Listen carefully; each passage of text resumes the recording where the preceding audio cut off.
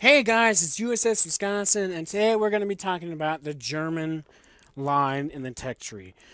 Right now, I don't have that many. Highest tank I got is basically the Tigers and the SP1C, which is basically the Spooky Spice. It's a very entertaining name for it. Basically, I'm just going to be talking about the tiers, top tier down to the bottom tiers, but I'm going to start at the bottom. Basically, bottom tiers, like 4 and under, I really don't care other than the looks. The looks is absolutely adorable and pretty entertaining to play. But other than that, I no, I don't really care for bottom tier tanks. I don't have an interest in them. The middle tier is a little more interesting. It has a little bit more interesting tanks. Unfortunately, there's not really many that I would really care for. The Vickers 3001P is it's just loads of fun. I did not expect this thing to be that mobile of a tank on this thing.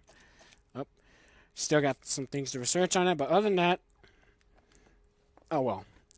It's basically a Tiger P, but a lot more mobile, and thank God for that because the Tiger P is incredibly slow, unfortunately. But other than that, it's a very good tank. I would buy between the Tiger P and the Tiger, I'd rather go for the Tiger P. The other ones, I really don't care much about them. The Vickers 2801. This thing actually is actually a lot more fun than I realized when I first started playing it. When I first started playing it, I really did not care for it much. It's just one of those tanks that was, yeah, whatever. Didn't really care. And then I finally got to upgrade it, and it was actually a lot of fun.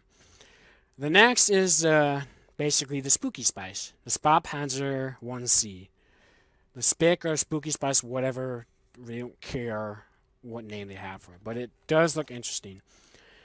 It goes all the way to, well, an autoloader, a 3-shot autoloader that actually looks pretty entertaining to play. It has very good gun impression, but really doesn't have much else about it, really, which is okay, I guess, but meh, whatever. Higher tiers, basically, I really don't have that much interest besides the King Tiger, the Ferdinand, the Indian Panzer, and the RU-251. But the tier 8s, these are basically the only ones that really interest me. The Ag Panther 2, yes, it has more mobility and whatnot, but honestly, mobility gets 6 degrees of gun oppression instead of 8. I personally would rather go for 8 because you just feel so much more flexible than that. But other than that, that's just me. RU-251, I cannot wait to get this. It's going to be a while until I get this, unfortunately, due to the fact that I don't get to play much, but also because I'm working on some other grinds that I have. Either way, it still looks a lot of fun. So does the Indian Panzer. Indian Panzer looks very interesting. Now we get to the top tier. Now we get to the high tiers and the very top, the tier 10s. For the tier 9s, the E75 and the Vickers 4502 Bravo look very interesting. And so does the Yag Tiger. The Waffle 4, on the other hand, it doesn't really make sense to me, but okay. The GW Tiger artillery line, no, I really don't care for it. The Leopard PTSD is basically what most people call it. It just, no. I don't look forward to that. But once you get to the top tier, tier 10, GW E100, no. The Waffen Träger off E100, it can burn in hell for all I care. The Jaegeru, the Jagdpanzer E100, that actually looks very interesting and a lot more balanced than the Waffle. That is for damn certain.